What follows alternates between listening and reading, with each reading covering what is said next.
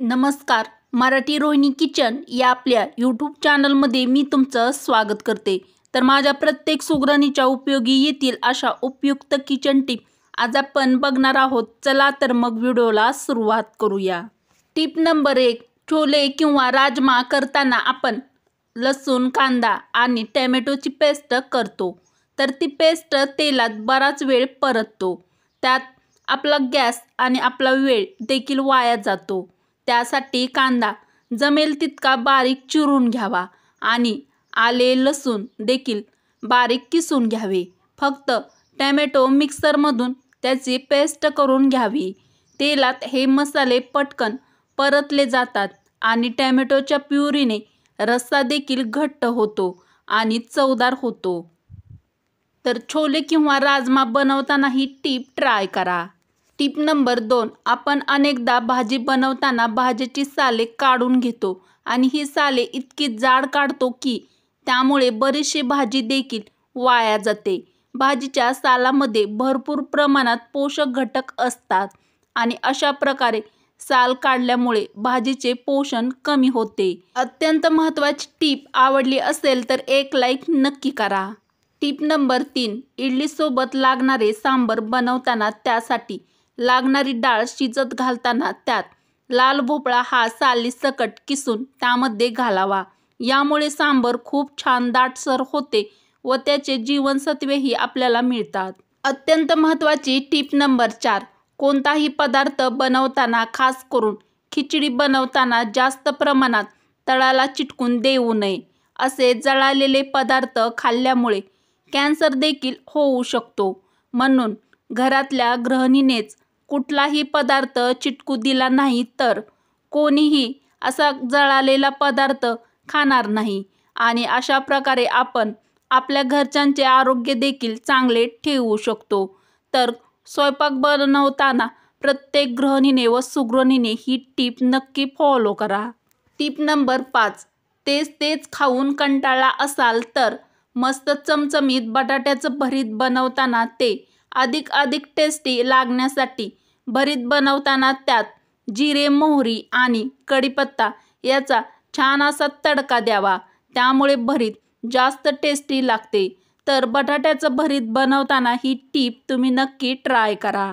अत्यंत महत्त्वाची टीप नंबर 6. अगदी हॉटेलसारखी मुगाच्या डाळीची भजी घरी बनवत असाल तर ती बनवताना मूग डाळ वाटताना त्यात थोडंसं आलं म्हणजेच अद्रक घालावं. यामुळे भजी खूप जास्त चविष्ट लागतात. Tip number 7. कधीही भांड्याच्या तळापेक्षा गॅसची फ्लेम मोठी नसावी. यामुळे गॅस वाया जातो. तसेच स्वयंपाकाची भांडी देखील जळतात. तर स्वयंपाक बनवताना प्रत्येक गृहिणीने ही टीप फॉलो करा. Tip number 8. झणझणीत पिठले बनवताना शक्यतो बारीक तिखट मिरची वापरावी. यामुळे पिठल्याला छान तिखट चव येते. तसेच त्यामध्ये कोथिंबीर देखील जास्त प्रमाणात घालावी. यामुळे पिठले दिसायला देखील खूप छान सुंदर दिसते. Tip number 9. बरेच जण शेपूची भाजी खाण्यास टाळाटाळ करतात कारण शेपूच्या भाजीला एक उग्र वास असतो. यासाठी शेपूची भाजी बनवताना त्यात थोडासा पालक त्यामध्ये चिरून घालावा. यामुळे शेपूच्या भाजीचा जो उग्र वास असतो तो कमी होतो आणि भाजी यामुळे चविष्ट देखील होते व चवीला पण छान लागते. तर शेपूची भाजी बनवताना तुम्ही ही टीप ट्राय करू शकता. टीप नंबर 10.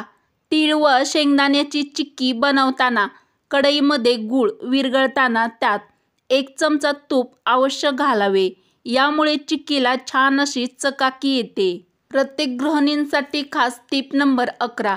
स्वयंपाक करताना जळालेली भांडी साफ करण्यासाठी त्यात अर्धा चमचा रांगोळी आणि अर्धा चमचा कोणतीही डिटर्जंट पावडर टाकून भांडी घासा.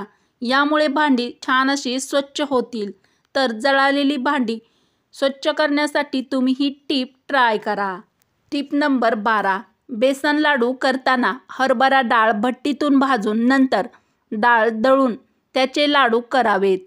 तूप कमी लागते व बेसन चटकन भाजले पण जाते. डाळ भाजल्यामुळे त्याचा पौष्टिकपणा वाढतो. लाडू पचायलाही हलके होतात व खमंग होतात. तर आपल्या सर्वांचे आवडते बेसन लाडू बनवताना तुम्ही ही ट्रिक्स नक्की फॉलो करा. अतिशय खास टिप नंबर 13. छोले करण्यासाठी चणे रात्री भिजत घालण्यापूर्वी त्या पाण्यात सोडा घालण्याऐवजी 4-5 वेळा तुरटी फिरवावी. सकाळी चणे उपसून नेहमीप्रमाणे कुकरमध्ये शिजवावे, म्हणजे चणे चांगले मऊ होतात. तर छोले बनवताना तुम्ही ही ट्रिक्स नक्की फॉलो करा. Tip number 14. उडीद डाळीची भाजी बनविताना त्यामध्ये थोडीशी हरभरा डाळ देखील घालावी आणि डाळ थोडी जास्त प्रमाणात शिजवावी. यामुळे उडीद डाळीची भाजी छान दाटसर अशी होते व भाजी बनवताना त्यामध्ये हळद घालावी. यामुळे देखील भाजीला छान सुरेख रंग येतो. तर उडीद डाळीची भाजी बनविताना तुम्ही ही टीप किंवा ट्रिक्स नक्की फॉलो करा. साधी सोपी पण लक्षात ठेवण्यासारखी टिप नंबर 15. फ्रीजमध्ये दूध ठेवताना कधीही झाकल्याशिवाय ठेवू नये, नाहीतर इतर पदार्थांचा वास लगेच दुधाला लागतो. अत्यंत उपयुक्त टिप नंबर 16. ॲल्युमिनियमच्या भांड्यात स्वयंपाक केला तर शिजल्यावर लगेच स्टीलच्या भांड्यात काढून घ्यावे, तसंच ठेवू नये. तसेच लोखंडाच्या भांड्यात देखील शिजवलेले अन्न किंवा कोणताही पदार्थ त्यामध्ये जास्त वेळ ठेवल्यामुळे ते काळे पडू शकतात. तर स्वयंपाक बनवताना तुम्ही ही टीप नक्की फॉलो करा. प्रत्येक सुगरणीसाठी खास टीप नंबर 17. ताकाची कढी केल्यावर कधीकधी फाटल्यासारखी वाटते, तेव्हा 15 ते 20 शेंगदाण्याची मिक्सरमध्ये पेस्ट करून त्यामध्ये म्हणजेच ताकामध्ये मिसळावी, नंतर कढी करावी. असे केल्यास कढी अजिबात फाटत नाही व पहिली उकळी आल्यावर लगेच गॅस बंद करावा. तर कढी बनवताना ही टीप किंवा ट्रिक्स नक्की ट्राय करा. अतिशय खास टिप नंबर 18. भाज्या फ्रीजमध्ये ठेवताना एक कोरडा स्पंजचा तुकडा त्याबरोबर ठेवा.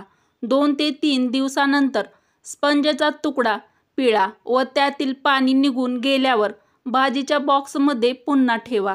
प्रत्येक सुगरणीच्या व गृहिणीच्या कामी येईल अशी टिप नंबर 19. डोसे कुरकुरीत हवे असतील तर तांदूळ व उडीद डाळ 4-1 या प्रमाणात घ्यावी. तर मऊ डोशासाठी त्याचं प्रमाण 3-1 असं असावं. Tip number 20. लाल मिरची दळायला देण्यापूर्वी तिला मोहरीच्या तेलाचा हात लावावा.